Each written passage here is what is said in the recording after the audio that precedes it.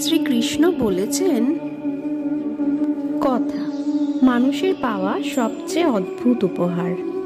এই কথাই মানুষকে সংসারের সমস্ত প্রাণীর থেকে আলাদা করে তোলে, সংসারের সবচেয়ে উপরে নিয়ে যায়।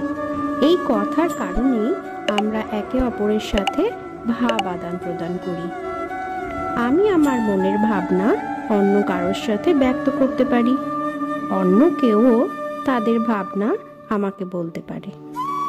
এই কথাই আমাদের সবচেয়ে বড় হাতিয়ার। এবার দেখুন, আপনি নিশ্চয়ই লক্ষ্য করেছেন, কারোর কথা মধুর হলে লোকে তাকে ভালোবাসে, তাকে নিজের বন্ধু বানায়।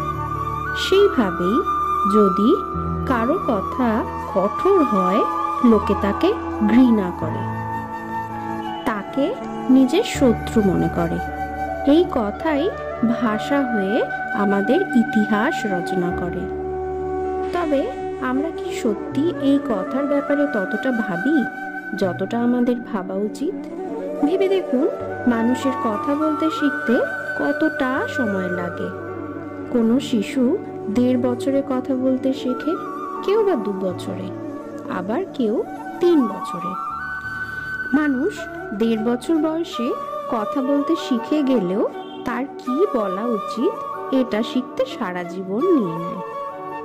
তাই কথার উপর মনোনিবেশ করুন আর এটা বলতে চেষ্টা করুন কি বলা উচিত।